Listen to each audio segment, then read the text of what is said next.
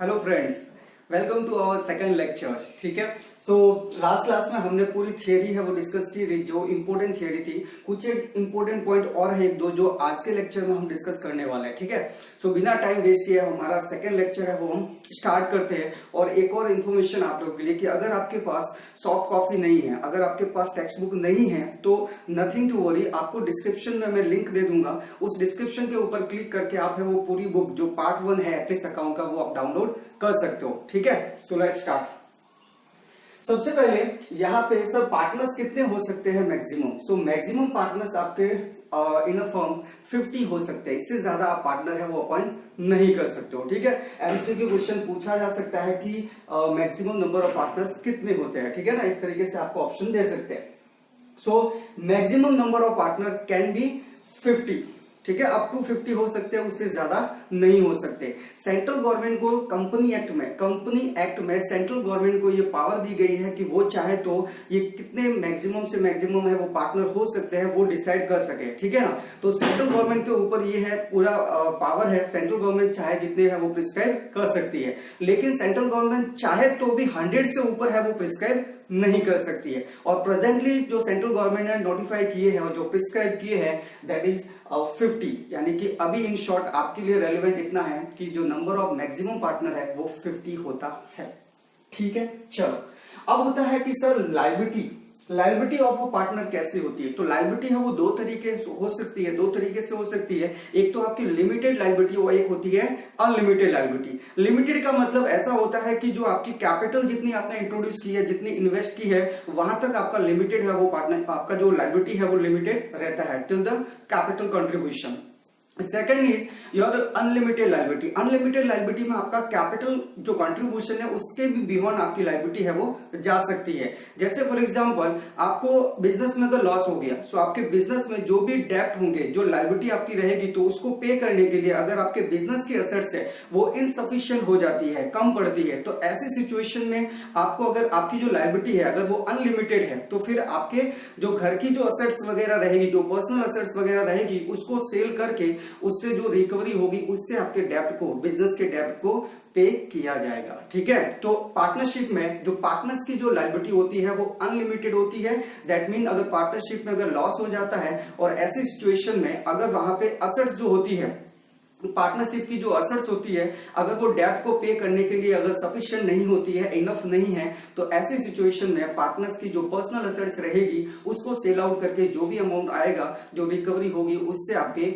Business की जो liability रहेगी उसको डिस्पोज ऑफ किया जाएगा। ठीक है, उसको डिस्चार्ज किया जाएगा। चलो, तो ये तो दो थियरी के पॉइंट थे। आज का हमारा लेक्चर है बहुत इंपॉर्टेंट है इसमें, क्योंकि मैं आपको प्रैक्टिकल क्वेश्चंस के बारे में डिस्कस करने वाला हूं। ठीक है ना, सो लिस्ट ऑफ प्रैक्टिकल क्वेश्चन, इस चैप्टर से कौन कौन से प्रैक्टिकल क्वेश्चन है जो इंपॉर्टेंट है, जो एग्जाम में आ सकते हैं। ठीक है ना, तो ये मैंने आपको पूरी लिस्ट है वो प्रोवाइड कर दी है कि कौन कौन से क्वेश्चन है वो आपके इंपॉर्टेंट होते हैं। सो एक बार इसको पूरा गो थ्रू कर लेते हैं कि क्या क्या है। सबसे पहले point number 1, calculation of interest on drawing and annual drawing. यानी कि जो आपके ऊपर जो इंटरेस्ट ऑन ड्राइंग कैसे कैलकुलेट करना है, ठीक है ना, और जो आपका एनुअल अमाउंट ऑफ ड्राइंग कैसे कैलकुलेट करते हैं, उस तरीके की प्रॉब्लम है। सेकंड आपका पीएसआर यानी कि प्रॉफिट शेयरिंग रेशियो कैसे कैलकुलेट होता है और distribution of profit among the partner कैसे होता है, उस तरीके की प्रॉब्लम रहेगी। Third is your rectification of error. कुछ रेक्टिफिकेशन हो जाता, एरर हो जाती है, कुछ एरर होती है जिसका रेक्टिफिकेशन करने के लिए आपको प्रॉब्लम्स आ सकती है। उस जो एरर्स होती है वो 3 तरीके की हो सकती है। एक तो हो सकता है कि distribution of profit in incorrect ratio, यानी कि जो आपने प्रॉफिट का डिस्ट्रीब्यूशन किया था पार्टनर में वो आपने इनकरेक्ट रेशियो में कर लिया था। तो ऐसी सिचुएशन में हमें कैसे रेक्टिफाई करना है वो हम देखेंगे। Second is omission of interest on capital, यानी कि आप इंटरेस्ट ऑन कैपिटल पार्टनर्स में प्रोवाइड करना भूल गए, ओमिट कर गए। ठीक है। Third one, omission of interest on drawing. Interest on drawing है वो आप बुक्स में प्रोवाइड करना रह गए, तो उसको हम कैसे रेक्टिफाई करेंगे वो इसमें देखेंगे। Fourth one is your assurance of minimum profit by firm और पार्टनर्स। अश्योरेंस का मतलब होता है लाइक गारंटी, यानी कि किसी को पार्टनर को गारंटी पे एडमिट करना। कोई पार्टनर को एडमिट करेंगे इस एश्योरेंस से कि कम से कम तेरे को इतना प्रॉफिट तो देगा ही देंगे हम, ठीक है ना। तो अगर वहां पे कम होता है, उसके शेयरिंग प्रॉफिट में अगर कम होता है, तो ऐसी सिचुएशन में क्या होगा, तो उस तरीके की प्रॉब्लम है वो रहेगी। इन शॉर्ट कहूं तो पार्टनर्स को अगर कोई गारंटी दी जाती है तो गारंटी वाले कॉन्सेप्ट कैसे रहेंगे, उसका कैसे है वो प्रैक्टिकल क्वेश्चन होंगे, वो सब देखेंगे यहाँ पे। Fifth one, interest on capital. Capital के ऊपर इंटरेस्ट को कैलकुलेशन कैसे होगी, उस तरीके की प्रॉब्लम रहेगी। कैलकुलेशन ऑफ पार्टनर्स और मैनेजर्स रेम्युनरेशन, कमीशन की calculation of partners managers commission, यानी कि कमीशन की कैलकुलेशन आपको कैसे करनी है, उस तरीके की प्रॉब्लम है वो यहाँ पे रहेगी, ठीक है। तो मैंने आपको एक ऊपर ओवरव्यू दे दिया इस चैप्टर में कौन कौन से प्रैक्टिकल क्वेश्चन है वो हम डिस्कस करने वाले हैं, ठीक है। चलो, तो अभी हम फटाफट इसका जो फर्स्ट प्रॉब्लम है, जो फर्स्ट प्रैक्टिकल क्वेश्चन इस टाइप के आ सकते हैं, वो हम डिस्कस करने जा रहे हैं। सो डिस्कस करते हैं हमारी फर्स्ट तरीके की प्रॉब्लम कैसे हो सकती है, उसको कैसे कैलकुलेट है वो करना है। सो फर्स्ट है आपका calculation of interest on drawing and annual drawing, ठीक है। सबसे पहले इंटरेस्ट ऑन ड्राइंग आपको कैसे कैलकुलेट करना है, तो इसका एक सिंपल सा फॉर्मूला है, I is equal to PRN divide by 100। I is equal to PRN divide by 100, simple सा फॉर्मूला। सर यहाँ पे ये क्या होता है, P क्या होता है, R क्या होता है, N क्या होता है और I क्या होता है। सो देखते हैं, here I is equal to interest होता है, ठीक है, इंटरेस्ट का अमाउंट कितना है वो आएगा I। P is equal to principal amount होता है, ठीक है ना। अब यहाँ पे काफी सारे स्टूडेंट है वो मिस्टेक करते हैं, ठीक है ना, तो आपको अच्छे से मैंने यहाँ पे और लिख दिया है। Principal amount that is monthly amount of drawing, यानी कि कोई पार्टनर अगर जो ड्राइंग करेगा तो उसका मंथली अमाउंट कितना है, ठीक है ना, यानी पर मंथ वो कितना विड्रॉ कर रहा है, उस अमाउंट को हम प्रिंसिपल अमाउंट बोलेंगे। फिर है R इज इक्वल टू आपका रेट ऑफ इंटरेस्ट होता है, ठीक है ना, सो आपको क्वेश्चन में दे रखी होगी। N is equal to number of years होता है, अगेन इंपॉर्टेंट है ये आपका N का वैल्यू कैसे होगा, तो नंबर ऑफ ईयर्स। इसको दो तरीके से समझ सकते हैं कि N का वैल्यू आपको कैसे लेना है इस फॉर्मूले में, ठीक है ना। जो P है और जो R है वो तो आपको क्वेश्चन में दे रखे होंगे, और N का जो वैल्यू है वो आपको लिखना पड़ेगा, ठीक है ना, वो क्वेश्चन में आपको दिया हुआ नहीं रहेगा। तो देखते हैं कि N का वैल्यू है वो कितना लेना है और कौन सी सिचुएशन में कब कब लेना है। देखें, सो अगर आपका जो पार्टनर है, देखो दो तरीके की प्रॉब्लम यहाँ पे आ सकती है इस कैटेगरी की, कि या तो पार्टनर है वो at the beginning of every month withdraw करेगा, इक्वल अमाउंट क्या करेगा at the beginning of every month withdraw करेगा, या तो फिर वो क्या करेगा eight the end of every month वो विड्रॉ करेगा और इक्वल अमाउंट का विड्रॉ करेगा। जैसे फॉर एग्जांपल हर महीने की पहली तारीख को फर्स्ट डेट को क्या करेगा, first date of every month वो क्या करेगा, इक्वल अमाउंट लाइक 1000 रुपीज है वो विड्रॉ करेगा।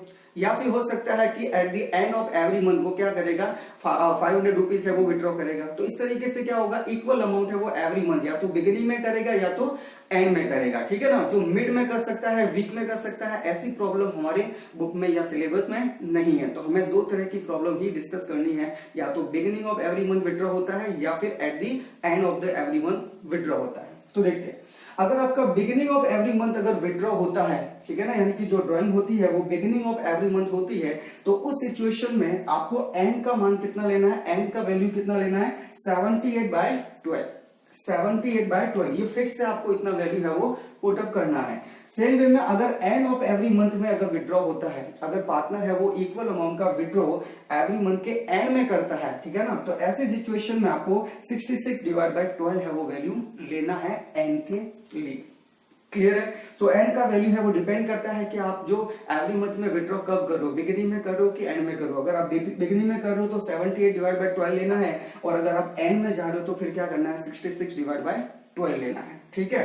चलो, अब दूसरा इसी में आता है कि सर एनुअल ड्राइंग का अमाउंट है वो कैसे निकालेंगे। सो एनुअल ड्राइंग का एकदम सिंपल सा फॉर्मूला, वैसे फॉर्मूला नहीं भी याद रखो तो एकदम कॉमन सेंस लगाओगे तो भी आप कैलकुलेट कर पाओगे। जैसे फॉर एग्जांपल मैं आपको बोलता हूं कि पर मंथ का जो विड्रॉ है, जो ड्राइंग है वो 1000 रुपीज का करता हूं मैं, तो 12 मंथ का कितना होगा, तो आप क्या करोगे 1000 इंटू 12, तो 12,000 आ जाएगा। बस वही तो हमारा अमाउंट ऑफ एनुअल ड्राइंग है। तो देखो मैंने क्या लिखा, P इंटू 12, और P क्या होता है, ये मंथली अमाउंट ऑफ ड्राइंग, ठीक है। इसको 12 मंथ से मल्टीप्लाई करोगे तो आपको एनुअल अमाउंट ऑफ ड्राइंग है वो मिल जाएगा, ठीक है। चलो, सो गाइस मैंने आपको बता दिया है कि किस तरीके से हम इसमें प्रैक्टिकल क्वेश्चन कौन कौन से डिस्कस करने वाले हैं, और फर्स्ट कैटेगरी के प्रैक्टिकल क्वेश्चन के कंसेप्ट है वो मैंने डिस्कस कर लिया है। एक बार फटाफट आप इसको क्या करो, वीडियो को पॉज करके इसको पूरा रिकॉर्ड कर लिख दो आप अच्छे से, और नोटबुक में अपने नोट है वो बनाना शुरू कर दो आप। जैसे जैसे मैं बताता रहता हूँ आपको नोट्स है वो बनाना शुरू कर देना है, ठीक है ना। तो आपके अच्छे से नोट्स भी प्रिपेयर हो जाएंगे, ताकि एग्जाम के टाइम में आपको रिविजन करने में इजी रहेगा, ठीक है। तो गाइस फटाफट वीडियो को पॉज करके आप क्या करो, इसको एक बार पूरा अच्छे से लिख दो, ठीक है। फिर हम क्या करते हैं, इसके बाद में इस कैटेगरी की जो प्रॉब्लम्स है, जो एग्जांपल है वो मैं करवाऊंगा, और आपको क्या करना है, एक्सरसाइज का क्वेश्चन है वो करना है। आराम से हो जाएगा एक्सरसाइज का क्वेश्चन, कोई भी प्रॉब्लम है वो आपको नहीं आएगी, ठीक है। सो गाइस फटाफट पॉज करके इसको आप लिख दो। फिर हम क्या करते हैं, इसका प्रैक्टिकल क्वेश्चन एक एग्जाम्पल में से करते हैं, एग्जाम्पल नंबर 1। सो फ्रेंड्स अभी हम करते हैं एग्जाम्पल नंबर आपका 1। सो 1 है, इलस्ट्रेशन नंबर 1 पे आ जाइए। पेज नंबर आपका 14 है, ठीक है। मेरे पास अभी हार्ड कॉपी है, बुक की अवेलेबल नहीं है, इसीलिए मैं आपको सॉफ्ट कॉपी से पढ़ाऊंगा, ठीक है। सो आपके पास भी अगर हार्ड कॉपी नहीं है तो कोई बात नहीं, आप डिस्क्रिप्शन से लिंक से आप क्या करो, डाउनलोड कर दो पूरी बुक, और उसके बाद में आप रीड कर सकते हो, ठीक है। So let's try to understand that what is the given in illustration number 1। So illustration number 1 है, Hiral withdraw ₹500 in the beginning of every month. Beginning of every month, beginning को अंडरलाइन करना है, ठीक है। देन उसके बाद में if 10% per annum interest is chargeable on drawing, determine annual drawing and interest on drawing. तो आपको क्या पूछा है, क्वेश्चन की क्या रिक्वायरमेंट है कि इंटरेस्ट ऑन ड्रॉइंग निकालो और आप अमाउंट ऑफ ड्रॉइंग निकालो, एनुअल अमाउंट ऑफ ड्रॉइंग, ठीक है। सो हमको पता है कि जब भी इंटरेस्ट ऑन ड्रॉइंग निकालना होता है तो हमारा, तो ये इलस्ट्रेशन नंबर आपका 1। तो सबसे पहले यहां पे आपको पूछा है इंटरेस्ट ऑन ड्रॉइंग, ठीक है। सो इंटरेस्ट ऑन ड्रॉइंग हमको पता है क्या होता है, I इज इक्वल टू, क्या फॉर्मूला था, I is equal to PRN, और डिवाइड बाय आपको क्या करना था 100, क्लियर है। तो देखिए यहाँ पे I इज इक्वल टू क्या होता था, अमाउंट ऑफ इंटरेस्ट, तो वो तो कैलकुलेट करना है, वो तो गिवन नहीं होगा ऑब्वियसली क्वेश्चन में। अब P इज इक्वल टू क्या था, principal amount, that is monthly amount of withdraw. कितना अमाउंट है वो मंथली विड्रॉ कर रहा है, तो ₹500 है वो एवरी मंथ विड्रॉ कर रहा है, ठीक है। सो ₹500 will be your value of P। सो ₹500, ठीक है। सो P का वैल्यू कितना हो गया, ₹500। फिर R इज इक्वल टू, तो R यानी कि क्या होता था, रेट ऑफ इंटरेस्ट। तो रेट ऑफ इंटरेस्ट आपको कितना दिया है, 10% पर एनम। 10% पर एनम का आपको रेट दिया है, तो 10% रेट को आप 10 लिख दो, क्लियर। मल्टीप्लाई, और आपको क्या करना है, 100 से डिवाइड भी करना है ऑब्वियसली, तो आप क्या करो 100 से इसको डिवाइड कर दो, क्लियर है। चलो सो रेट लिख दिया आपने, और आपने P का वैल्यू भी लिख दिया। अब N का वैल्यू आपको पुट करना है। तो N का मतलब क्या, मैंने आपको बताया था, N का वैल्यू है वो दो तरीके से कैलकुलेट हो सकता है। एक तो आपको क्वेश्चन में रिक्वायरमेंट कैसे दी है, बिगिनिंग में आपका विड्रॉ हो रहा है एवरी मंथ, या फिर आपका eight the end of every month हो रहा है। तो क्वेश्चन में क्या बोला है, at the beginning of every month. तो बिगिनिंग में कितना लगेगा, 78 डिवाइड बाय 12 वाला। तो यहाँ पे N इज इक्वल टू कितना लेंगे हम, 78 डिवाइड बाय 12, क्लियर है। सो अब इसको आप सॉल्व करो, इसको आप सॉल्व करो, कितना अमाउंट आता है वही आपका क्या हो जाएगा, amount of interest on drawing, clear है। So answer will be your ₹325। कैलसी पे सॉल्व करो फटाफट, 325 आ रहा है कि नहीं आ रहा है, चलो फटाफट ट्राई करता हूं। 500 325 आ रहा है, ठीक है।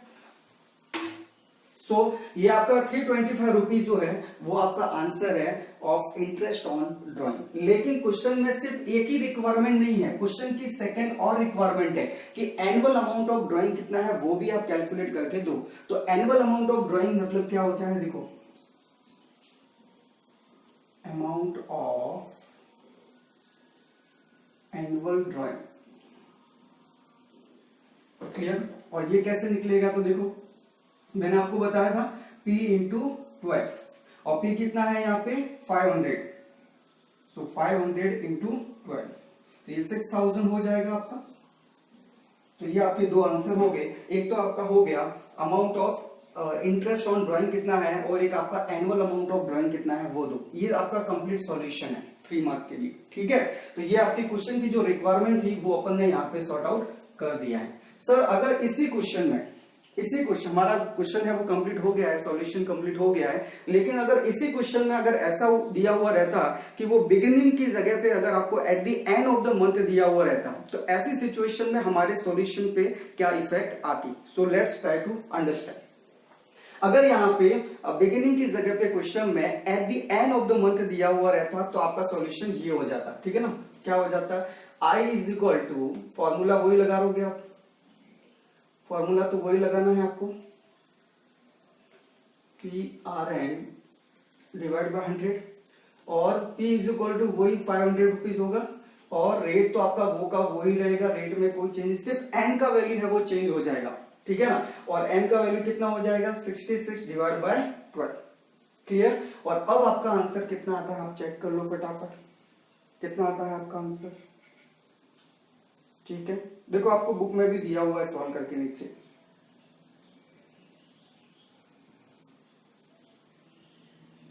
कोई बात नहीं, सॉल्व कर दो इसको फटाफट, दे दिया है तो। चलो इसको सॉल्व करते हैं, कितना आता है इसका answer 500 into 10% into 66 divide by 12। So answer आता है ₹275। ₹275 वो आपका आंसर हो जाएगा। इन केस अगर क्वेश्चन में at the beginning of every month की जगह पे आपको क्या दिया हुआ रहता eight the end of every month, तो आपको पता चल गया होगा कि सिर्फ चेंज क्या होता है एन का वैल्यू, बाकी सब तो सेम ही रहता है दोनों ही सिचुएशन में। तो एन का वैल्यू है वो आपका चेंज हो जाता है, ठीक है। एनुअल ड्रॉइंग वो का वही रहेगा, टोटल पूरे 12 मंथ में कितना विड्रॉ किया वो तो 6000 विड्रॉ किया वो तो सेम ही रहने वाला है। क्लियर है। सो आई होप आप लोगों को ये वाला है क्वेश्चन समझ में आ गया होगा। और अब आपको क्या करना है, वीडियो को पॉज करके आपको क्वेश्चन एक्सरसाइज का एक क्वेश्चन करना है। एक्सरसाइज का क्वेश्चन नंबर 1 ही है आई थिंक। आप आ जाइए page number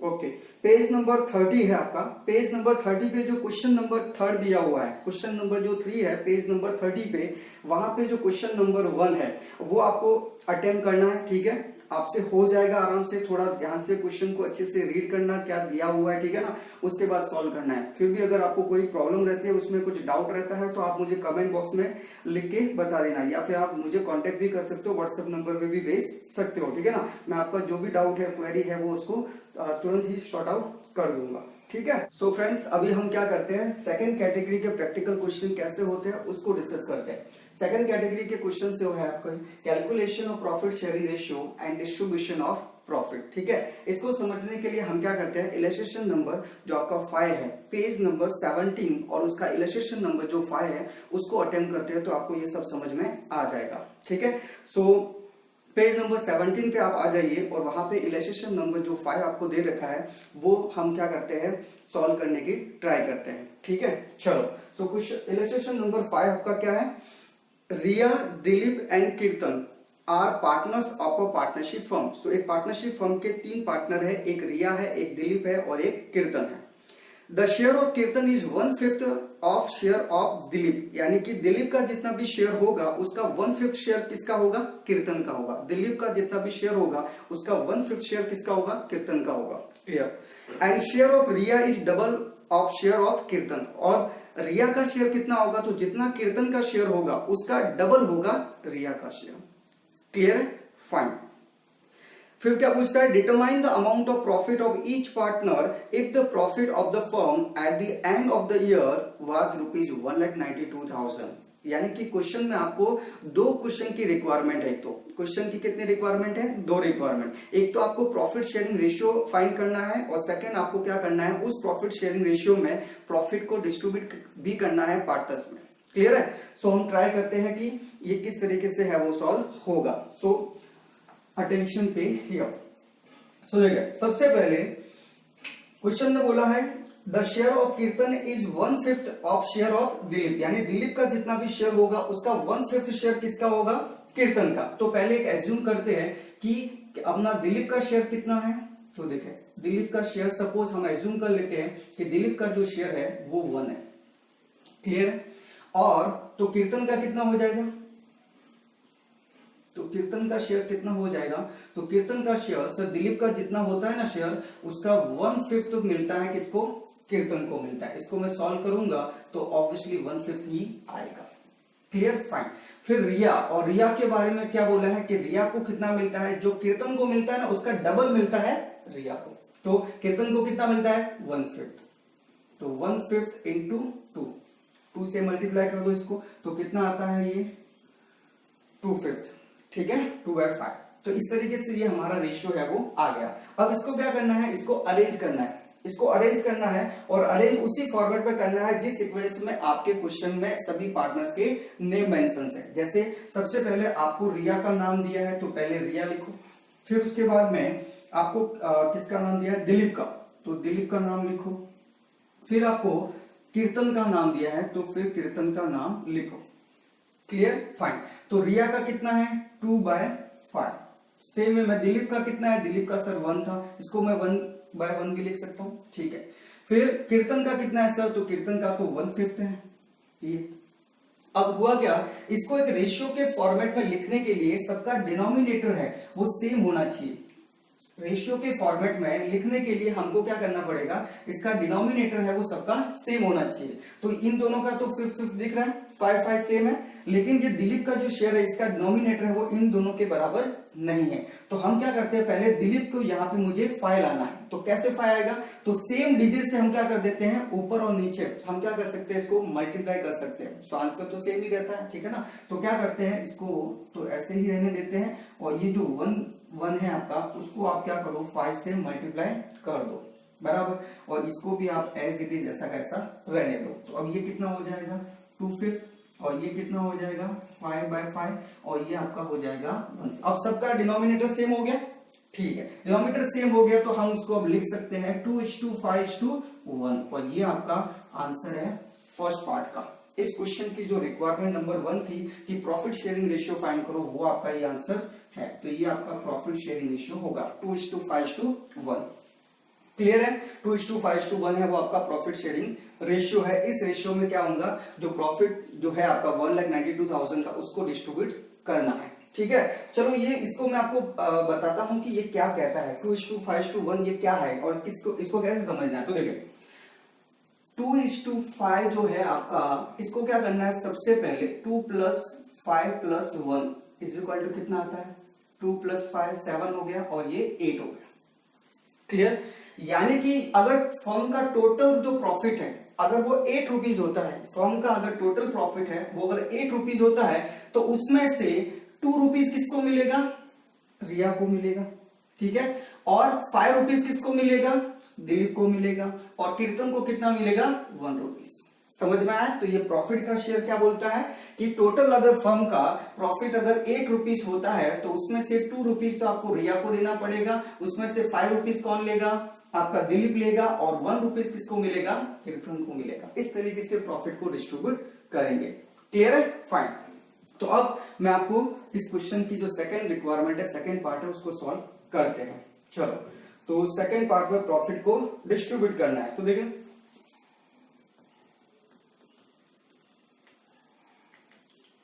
distribution of profit, और प्रॉफिट के डिस्ट्रीब्यूशन के लिए आपको सबसे पहले रिया का प्रॉफिट निकालना है, उसको कितना प्रॉफिट में शेयर मिलेगा, जो 1,92,000 है उसमें से रिया को कितना मिलेगा। तो देखिए टोटल आपका 1,92,000 का प्रॉफिट है, क्लियर, उसमें से रिया को कितना मिलता है, तो ये टोटल जो है 1,92,000 वो 8 के इक्वल है। क्लियर है, तो हम क्या करेंगे, 8 है वो 8 से डिवाइड कर देते हैं, और इसको कितना मिलेगा 2 रुपीज मिलेगा, तो 2। क्लियर है, तो 2/5 कर देना है। शॉर्ट में समझो आप, सबको प्लस करना है, जो भी रेशियो होता है वो डिनोमिनेटर में रखना है, और जो रिस्पेक्टिव पार्टनर का शेयर होता है उसको आपको क्या करना है, ऊपर है वो लिख देना है। टोटल 8 में से इसको कितना मिलेगा, 2 रुपए का प्रॉफिट है वो मिलता है। तो ये रेशियो है, इस रेशियो में हम 1,92,000 में से प्रोपोर्शनेट अमाउंट है वो फाइंड करेंगे। क्लियर है, तो यहाँ पे एक अमाउंट आ जाएगा आपका। सेकेंडली हमको बाकी पार्टनर्स के भी निकालने हैं, तो दिलीप का 1,92,000 का प्रॉफिट है, उसमें से कितना मिलेगा, बोलो बोलो, 8 टोटल है, उसमें से इसका शेयर कितना है 5 रुपीज, इसको 5 मिलेगा। क्लियर है, इसका अमाउंट निकालो। देन उसके बाद में रिया, दिलीप और फिर आता है आपका कीर्तन। और कीर्तन को कितना मिलेगा, तो 1,92,000 जो है आपका, उसमें से 1/8, ठीक है, टोटल 8 रुपीज है, उसमें से 1 रुपीज मिलता है, तो 1/8। इसको भी आपको सॉल्व करना है। फटाफट इसके अमाउंट है वो आप कैलसी पे कैलकुलेशन करके फाइंड करो। मैं बुक में देख के लिख देता हूँ क्योंकि कैलकुलेशन सही है इसकी। 48,000 आता है और इसका आता है आपका 1,20,000 और इसका 24,000 आपका आता है। क्लियर है? सो आंसर है इसका ये वाला 48,000 रिया को मिलेगा इस 1,92,000 में से, और दिलीप को कितना मिलेगा 1,20,000, और कीर्तन को कितना मिलेगा 24,000। क्लियर है? सो आई होप आप लोगों को ये वाला क्वेश्चन है वो समझ में आ गया है। आपको क्या करना है, क्वेश्चन नंबर 5 को अटेम्प्ट करना है। जो एक्सरसाइज का क्वेश्चन नंबर 5 है उसको आपको करना है, जो मेहता वाला क्वेश्चन है, ठीक है ना। वो क्वेश्चन करोगे तो आपका जो प्रैक्टिस हो जाएगा, ठीक है, और आपसे हो भी जाएगा क्वेश्चन। थोड़ा अच्छे से क्वेश्चन को रीड करना। तो आज हमने क्या किया, लेक्चर्स में 2 क्वेश्चन है वो प्रैक्टिकल क्वेश्चन डिस्कस किए हैं, 2 मैंने करवाए हैं एग्जाम्पल के और 2 आपको एक्सरसाइज के दिए हैं। आगे के लेक्चर्स में हम जल्दी ही क्या करेंगे, आगे के क्वेश्चन भी डिस्कस करेंगे, ठीक है। सो अभी अगर आपने चैनल को सब्सक्राइब नहीं किया है तो आप फटाफट सब्सक्राइब भी कर दो और बेल आइकन को भी प्रेस करके रखो, ताकि आपको नोटिफिकेशन है वो तुरंत ही मिल जाएगा और टाइमली आप क्या करोगे, लेक्चर को अटेंड कर सकते हो। साथ ही अपने जो बाकी अदर स्टूडेंट है, जो आपके फ्रेंड्स वगैरह है, उन तक भी आप शेयर करो इसको, ताकि उन तक भी ये बेनिफिट है वो चला जाए, ठीक है। सो आज के लिए इतना काफी है। Thanks a lot people.